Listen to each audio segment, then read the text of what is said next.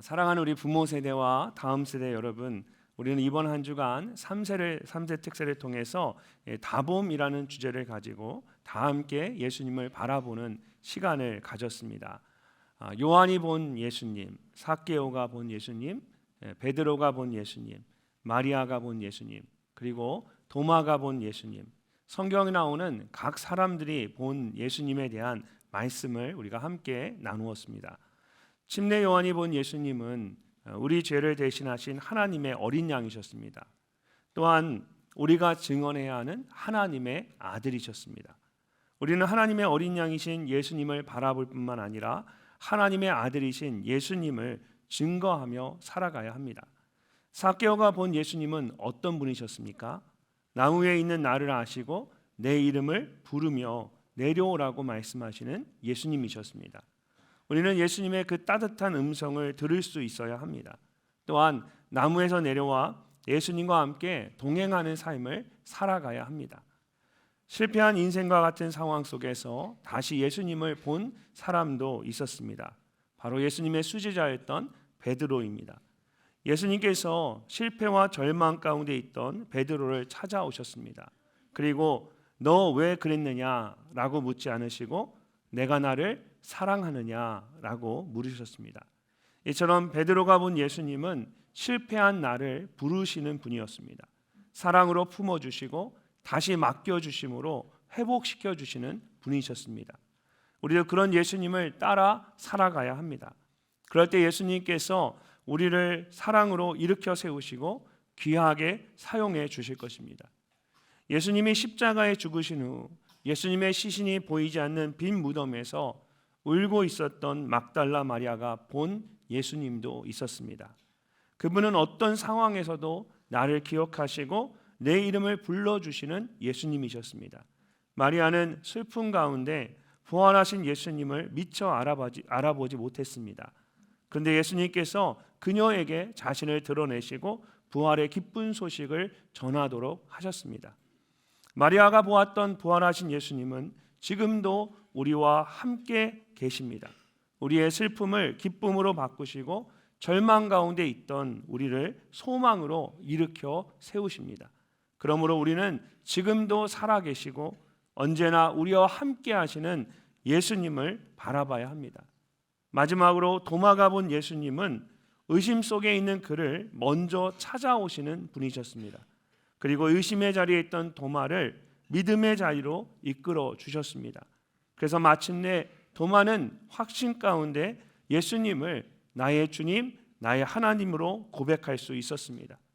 도마에게 있던 의심을 믿음으로 바꿔주신 예수님은 오늘도 동일하게 우리의 삶 가운데 일하십니다. 실패와 좌절의 자리를 통해 믿음과 확신의 자리로 우리를 나아가게 하십니다. 그러므로 우리는 우리의 부족함과 연약함까지도 귀하게 사용하시는 예수님 앞에 담대하게 나아가야 합니다. 이렇게 이번 한 주간 요한이 본 예수님, 삭개오가 본 예수님, 베드로가 본 예수님, 마리아가 본 예수님, 도마가 본 예수님에 대한 말씀을 함께 나누었습니다. 그들은 모두 예수님을 바라보았고 예수님을 본 후에 그들의 인생이 모두 바뀌었습니다. 그렇다면 이제 우리 모두가 바라보아야 할 예수님은 어떤 분이실까요? 요한이나 삭개오나 베드로나 마리아나 도마가 보았던 예수님이 아니라 저와 여러분이 직접 바라보아야 할 예수님은 어떤 분일까요? 그리고 그런 예수님을 보기 위해서 우리는 어떻게 해야 할까요? 가장 먼저 우리는 얼굴을 가린 수건을 벗어야 합니다. 오늘 말씀을 보면 사도 바울이 계속해서 말하는 것이 있습니다. 바로 수건에 대한 것입니다. 출애굽기 34장을 보면 모세가 시내산에 올라가서 하나님을 대면하여 만났습니다. 그리고 십계명이 적힌 두 돌판을 가지고 내려왔습니다. 그런데 이것은 두 번째 돌판이었습니다.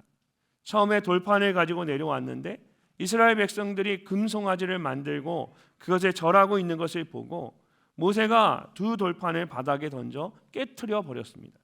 그래서 다시 올라가서 하나님과의 언약을 다시 세우고 내려온 것입니다. 그런데 그런 그의 얼굴에 밝은 광채가 나고 있었습니다. 자신도 미처 알지 못했는데 아론과 이스라엘 사람들이 그것을 보고 깜짝 놀랐습니다. 아론과 온 이스라엘 자손이 모세를 볼 때에 모세의 얼굴 피부에 광채가 남을 보고 그에게 가까이 하기를 두려워하더니, 사람들이 모세의 얼굴에서 나는 밝은 광채를 보고 가까이 가는 것을 두려워했습니다. 왜냐하면 그 빛은 하나님의 임재와 영광을 나타내는 것이었기 때문입니다. 그래서 모세는 사람들을 불러서 하나님의 말씀을 전한 후에 수건으로 자신의 얼굴을 가렸습니다. 하나님을 만나기 위해 홀로 성막 안에 들어가거나 사람들에게 하나님의 말씀을 전할 때만 수건을 벗고 그 외에는 한동안 계속해서 수건으로 얼굴을 가려야만 했습니다. 이처럼 모세가 처음 수건으로 그의 얼굴을 가렸던 이유는 사람들이 그의 얼굴에서 나는 빛을 두려워했기 때문입니다. 그러나 이것은 겉으로 드러나는 가장 기본적인 이유였고 사실은 더 중요한 이유가 있었습니다. 오늘 본문에 있는 13절 말씀을 보면 바울이 그 이유를 이렇게 설명을 합니다. 우리 함께 한번 읽어보도록 하겠습니다. 우리는 모세가 이스라엘 자손들에게 장차 없어질 것에 결국을 주목하지 못하게 하려고 수건을 그 얼굴에 쓴 것 같이 아니하노라. 아멘. 여기서 장차 없어질 것은 모세의 얼굴에서 나는 밝은 빛을 말하는 것입니다.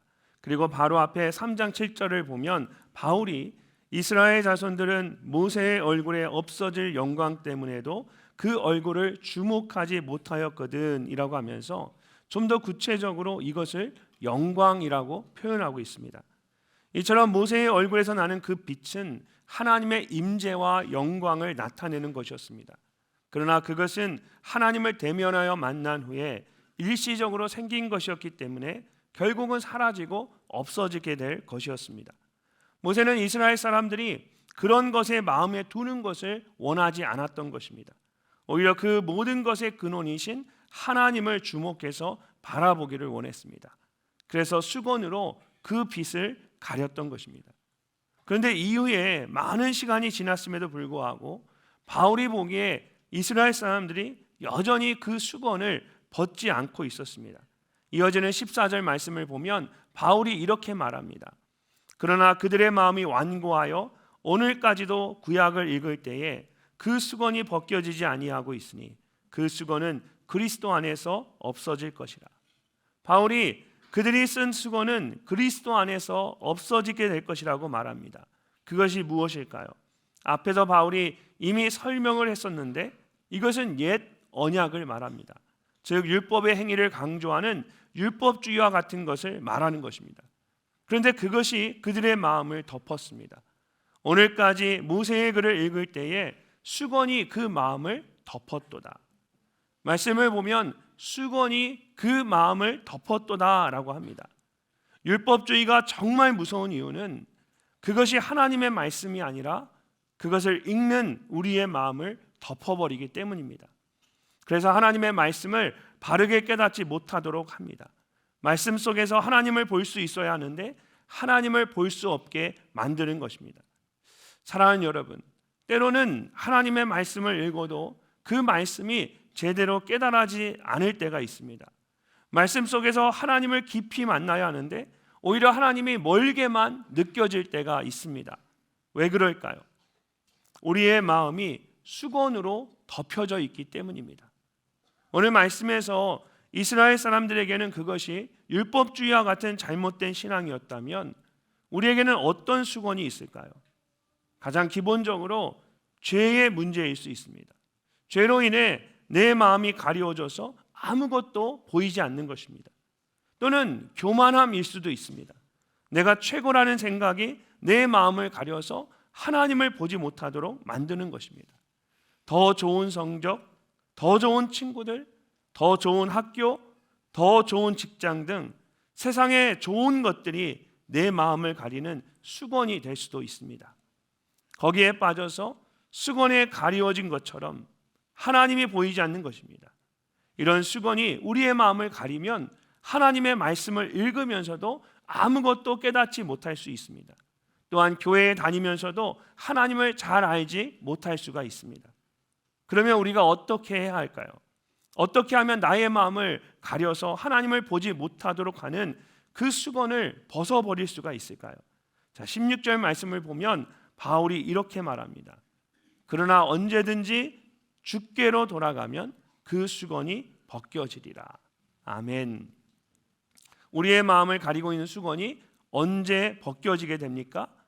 주께로 돌아가면.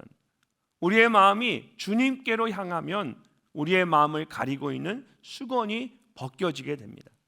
삭개오를 한번 생각해 보십시오. 그는 예수님을 보기 위해서 돌 무화과 나무 위에 올라갔습니다. 하지만 정말 중요한 것은 나무가 아니라 그의 마음이었습니다. 그의 마음이 예수님을 향하고 있었기 때문에 직접 예수님을 보기 위해서 나무 위에 올라갔던 것입니다. 그리고 그 순간에 그의 마음을 가리고 있던 수건들이 모두 벗겨지면서 예수님을 제대로 볼 수 있게 되었습니다.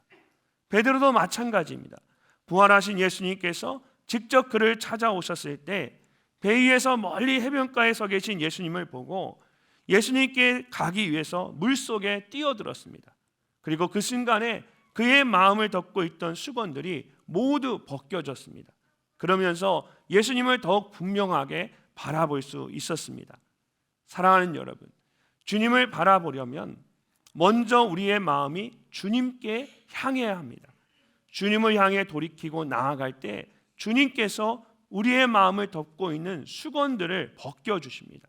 그리고 그럴 때 우리는 주님을 더욱더 분명하게 바라볼 수가 있습니다. 이번 한 주간의 말씀들을 통해 여러분의 마음을 덮고 있는 수건들이 모두 벗겨지는 은혜가 여러분에게 있으시기를 주님의 이름으로 축복합니다. 두 번째로 우리는 주의 영광을 바라봐야 합니다. 우리가 예수님을 바라본다는 것은 단순히 우리의 마음을 편안하게 해줄 위로자를 바라보는 것이 아닙니다. 좋은 선생님이나 나의 필요를 채워줄 수 있는 누군가를 바라보는 것도 아닙니다. 요한복음 1장을 보면 성경이 예수님에 대해 이렇게 말씀합니다. 말씀이 육신이 되어 우리 가운데 거하심에 우리가 그의 영광을 보니 아버지의 독생자의 영광이요 은혜와 진리가 충만하더라. 우리가 예수님을 통해 그의 영광을 보는데 그것은 하나님의 영광입니다. 히브리서 1장 3절에서도 예수님에 대해 이는 하나님의 영광의 광채시요 그 본체의 형상이시라고 말씀하셨습니다. 이처럼 예수님을 보는 것이 곧 하나님의 영광을 보는 것입니다. 그래서 오늘 본문에 있는 18절 말씀을 보면 바울이 이렇게 말합니다. 우리가 다 수건을 벗은 얼굴로 거울을 보는 것 같이 주의 영광을 보매. 우리가 얼굴을 가린 수건을 벗는 이유는 주의 영광을 보기 위해서입니다. 모세가 자신의 얼굴을 가린 수건을 벗고 하나님 앞에 나아가 그의 영광을 보았던 것처럼 모든 그리스도인들은 하나님 앞에 나아가 그의 영광을 볼 수 있어야 합니다. 사실 예수님께서 이 땅에 오시기 전까지는 이스라엘 사람들 중에 어느 누구도 직접 하나님 앞에 나아갈 생각을 하지 못했습니다. 대신 하나님과 사람들 사이에 제사장들이 있어서 그들을 통해서 하나님께 제물을 드리고 은혜를 구할 수가 있었습니다. 그러나 하나님이신 예수님께서 이 땅에 오셔서 우리 모두를 위해 십자가에 죽으시고 다시 살아나심으로 거룩한 대제사장이 되어주셨습니다. 그래서 이제는 예수님을 믿는 사람이라면 누구든지 직접 하나님 앞에 나아갈 수 있고 하나님의 영광을 볼 수 있게 되었습니다. 특별히 주의 영광을 보매라는 말씀에서 본다라는 것은 잠시 스치듯 보는 것이 아닙니다.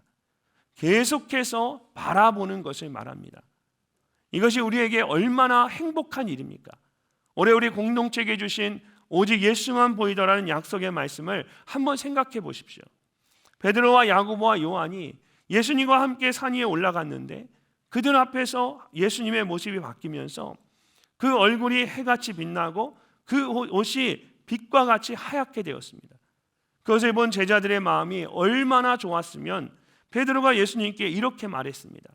주여, 우리가 여기 있는 것이 좋사오니 만일 주께서 원하시면 내가 여기에 초막셋을 짓되 하나는 주님을 위하여, 하나는 모세를 위하여, 하나는 엘리야를 위하여 하리이다. 이 고백은 사실 예수님이 기대하신 말은 아니었습니다. 그러나 한번 상상해 보십시오. 그 시간이 얼마나 좋았으면 주의 영광을 보는 것이 얼마나 행복했으면 베드로와 두 제자들이 이렇게까지 말을 했겠습니까? 우리가 잘 아는 찬송이 있습니다. 구주를 생각만 해도 이렇게 좋거든. 주 얼굴 배울 때야 얼마나 좋으랴. 사랑의 구주 예수여 내 기쁨 되시고 이제로부터 영원히 영광이 되소서. 이 찬양에는 예수님과 함께 있는 것을 생각하는 것만으로도 너무 좋아서 어쩔 줄 몰라 하는 그 마음이 고스란히 담겨 있습니다. 근데 실제로 우리의 삶은 어떻습니까? 우리의 시선을 빼앗는 것들이 너무나도 많습니다. 저는 요즘 가장 큰 문제가 핸드폰이나 아이패드와 같은 스마트 기기들이라고 생각합니다. 코로나 이전에는 그렇게까지 많이 사용하지 않았는데 이 코로나로 인해서 집에서 공부를 하거나 일을 하게 되면서 스마트 기기들을 사용하는 것이 일상화가 되었습니다. 저희 집에 있는 아들만 봐도 하루 종일 핸드폰에서 눈을 떼지 않습니다. 이번 한 주간 특세에 나와야 해서 일찍 일어나서 빨리 준비를 하라고 하는데 그 와중에도 핸드폰을 보느라고 정신이 없습니다. 이것이 저희 아들만의 문제일까요? 사실 저도 크게 다르지 않습니다. 아마 여러분도 마찬가지일 겁니다. 다 좋은데 이 핸드폰, SNS, 유튜브를 좀 어떻게 했으면 좋겠습니다. 제가 우연히 인스타그램에서 광고를 보니까 작은 통이 있는데 뚜껑에 타이머가 있어서 그 속에 핸드폰을 넣고 닫으면 이 정해놓은 시간이 될 때까지 열 수 없게 되어 있습니다. 제가 그걸 보면서 문득 다음에 3세 특세 선물로 저거 사서 나눠줘야겠다.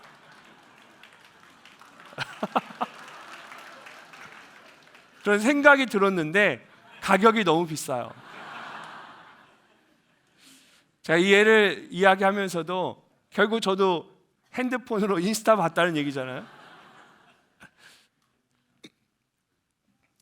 SNS나 인스타그램이나 이 쇼츠를 보느라고 정신이 없고 사람들이 얼마나 이 좋아요를 눌렀는지 거기에만 관심을 기울이고 다른 사람들의 시선을 의식하며 살아가는 것이 오늘 우리의 모습입니다. 또는 좋은 성적을 내거나 성공적인 캐리어를 쌓는 일에 모든 관심을 기울이며 살아갑니다. 그러다 보니 주님을 바라볼 시간이 없습니다. 교회 와서 예배를 드릴 때만 잠시 주님을 바라보고 일상의 삶으로 돌아가서는 주님과 전혀 상관없는 삶을 살아가곤 합니다. 그런 우리에게 주의 영광이 얼마나 큰 의미가 있겠습니까? 한번 여러분의 삶을 돌아보십시오. 나는 정말 주의 영광을 바라보며 살아가고 있는가? 나는 주의 영광을 보매라는 말은 계속해서 바라보는 것이라고 했는데 여러분은 정말 계속해서 지속적으로 주의 영광을 바라보며 살아가고 계십니까? 사랑하는 여러분, 우리가 계속해서 바라봐야 할 것은 주의 영광입니다. 단순히 나의 필요를 채우거나 위로를 받기 위해서 주님을 바라보는 것이 아닙니다. 우리가 수건을 벗고 주님을 바라보는 것은 우리 가운데 거하시는 주의 영광을 보기 위해서입니다. 새 학년, 새 학기, 새 마음과 새 비전을 가지고 주의 영광을 바라보는 여러분이 되시기를 주님의 이름으로 축복합니다. 마지막으로 우리는 주의 형상으로 변화되어야 합니다. 얼굴을 가린 수건을 벗고 주의 영광을 바라보는 궁극적인 목적이 무엇일까요? 그것은 우리의 모습이 점점 더 주님의 모습을 닮아가는 것입니다. 18절 말씀을 우리 함께 한번 읽어보도록 하겠습니다. 우리가 다 수건을 벗은 얼굴로 거울을 보는 것 같이 주의 영광을 보매 그와 같은 형상으로 변화하여 영광에서 영광에 이르니 곧 주의 영으로 말미암음이니라. 아멘. 어떤 것을 계속해서 바라보다 보면 그것을 따라가게 되고 닮아가게 됩니다. 예수님도 마찬가지입니다. 계속해서 바라보면 어느 순간 예수님을 따라가게 되고 닮아가게 됩니다. 특별히 여기서 변화하여라는 말은 근본적인 변화를 말합니다. 그리고 수동태 현재 시제로 쓰여졌습니다. 수동태라는 말은 나의 의지나 노력으로 변화되는 것이 아니라 하나님에 의해 변화되어지는 것을 말하는 것입니다. 또한 현재 시제로 되어 있다는 것은 이것이 잠시 이루어지고 끝나는 변화가 아니라 계속해서 이루어지는 변화라는 것입니다. 이번 한 주간 함께 나눴던 말씀들을 한번 생각해 보십시오. 침례 요한이나 삭개오나 베드로나 막달라 마리아나 도마가 했던 것은 예수님을 바라본 것뿐이었습니다. 근데 그들의 삶이 완전히 바뀌어졌습니다. 죄인이었던 삭개오는 아브라함의 자손이 되었고, 도망쳤던 베드로는 주님을 위해 살아가는 사명자가 되었습니다. 막달라 마리아의 슬픔은 기쁨으로 바뀌었고, 도마에게 있었던 의심은 확신으로 변화되었습니다. 예수님께서 그들 각자의 삶을 바꾸어 놓으신 것입니다. 그렇다면 저와 여러분은 어떨까요? 제가 처음 목회자가 되어야 때는 그런 생각을 했던 것은 고등학교 2학년 때입니다. 청소년부 여름 수련회에 참석을 했는데 말씀을 듣고 기도하는 가운데 하나님의 부르심을 받게 되었습니다. 이후에 신학교에 들어가서 목회자로 교육을 받았는데, 그때 제가 제일 듣기 싫어했던 것이 신학생이 주의 종이라는 말이었습니다. 제가 어떤 말을 하거나 행동을 할 때마다 저희 어머니가 저에게 신학생이 주의 종이 전도사님이 그렇게 하면 되겠느냐라며 말씀하시는 겁니다. 부르심을 받고 신학교에 갔지만 아직 준비가 되지 않았기 때문에 부족한 것이 정말 많았습니다.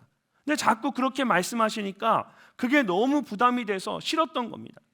아마 우리 다음 세대 자녀들도 똑같을 겁니다. 학생이, 너 중학생인데, 너 대학생인데, 너 대학도 졸업했는데 여전히 이렇게 집에만 있으면 되겠냐? 말 안 해도 다 아는데 내가 중학생인 거 왜 몰라요? 내가 대학을 졸업한 거, 직장 가야 되는 거 왜 몰라? 나 결혼해야 되는 거 왜 몰라요? 근데 계속 그 얘기를 하니까 더 힘들고 어려운 거예요. 근데 어느 순간이 되니까 저의 모습이 조금씩 변하기 시작했습니다. 하나님께서 다듬어 주신 겁니다. 지금은 목사로 살아가는 것이 가장 행복하고 편안합니다. 근데 만약에 지금도 이것이 부담이 되고 불편하다면 어떻게 될까요? 저를 바라보는 눈들이 얼마나 많습니까? 지금 여기 계신 분들만 해도 1000개 이상의 눈이 지금 저를 바라보고 계십니다. 제가 이제 밖에 나가면 교회 근처를 걸어갈 때는 늘 긴장한 마음으로 걸어갑니다. 제가 성도님들 다 알지 못하니까 누군가 저를 보고 인사를 하면 바로 인사를 하려고 주머니에 손도 못 넣고 늘 손을 모으고 걸어 다닙니다. 식당에 들어가면 제가 가보니까 거기서 늘 성도님들을 만나게 돼요. 근데 먼저 인사해 주는 분은 그래도 감사해요. 어떤 분들은 식사 다 마칠 때까지 인사하지 않으시다가 식사 다 마치고 나가실 때 그때 인사를 하세요. 그 미리 인사라도 해주면 제가 대비라도 할 텐데.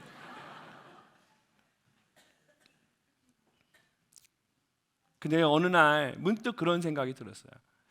만약에 목사로 살아가는 것이 지금도 저에게 부담이 되고 불편하다면, 제가 억지로 목사다운 모습을 보이며 살아간다면 저는 숨이 막혀서 살 수 없을 겁니다. 어떻게 그 많은 사람들의 시선을 의식하며 목사인 것처럼 행동하며 살아갈 수 있겠습니까? 그래서 어느 날 문득 하나님께서 바꾸어 놓으신 그냥 이 자체가 너무 좋은 이 모습을 보면서 참 감사하다는 생각을 하게 되었습니다. 어느 순간 너 목사가, 너 전도사가, 신학생이 그럴 때 그렇게 부담스러워 있는데 어느 순간 지금은 이제 내가 목사라는 것이 너무나 자연스럽고 편안한 겁니다. 사랑하는 여러분, 이처럼 주님을 바라보는 사람에게는 분명한 삶의 변화가 나타납니다. 여러분의 자녀들이 변화해야 된다고 잔소리하고 힘들고 어렵게 계속 따라다니며 이야기한다고 자녀들이 변하겠습니까? 부모 세대인 우리가 주님을 바라보면 자녀들은 그 모습을 보고 주님을 바라보게 됩니다. 우리의 자녀들이 다음 세대가 주님을 바라보면 주님이 그 다음 세대를 바꾸어 주시는 겁니다. 부모가 아무리 노력해도 자녀들이 1인치도 나가지 않습니다. 근데 주님이 바꾸시면 어느 순간 그 아이가 새로운 아이로 변화되게 됩니다. 영광에서 영광에 이르니 라고 말씀하고 있는 것처럼 하나님께서 조금씩 지속적으로 영광스러운 주님의 모습을 닮아가게 하십니다. 그렇게 일하실 그 주님을 기대하는 여러분이 되시기를 바랍니다. 이제 오늘로 2026년 3세 특별 새벽 예배는 모두 마치게 됩니다. 그러나 예수님을 바라보는 삶은 이제 시작입니다. 이제 다시 학교로, 캠퍼스로, 세상 가운데로 나아가야 합니다. 그럴 때 우리가 그곳에서 무엇을 바라보며 살아가야 할까요? 많은 믿음의 선진들이 오직 주님만을 바라보며 믿음의 선한 경주를 달렸던 것처럼 이제 저와 여러분이 주님만을 바라봐야 합니다.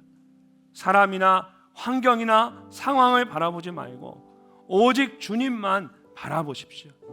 나의 얼굴을 가리고 있는 수건을 벗고 주의 영광을 바라보며 주님의 형상을 닮아가는 여러분이 되시기를 바랍니다. 그렇게 우리가 오직 주님만을 바라볼 때에 주님께서 우리 모두를 변화시켜 주시고 영광에서 영광에 이르는 은혜를 경험하게 하실 줄로 믿습니다. 오직 주님만을 바라보는 늘사랑의 다음 세대와 부모 세대가 되시기를 주님의 이름으로 축복합니다.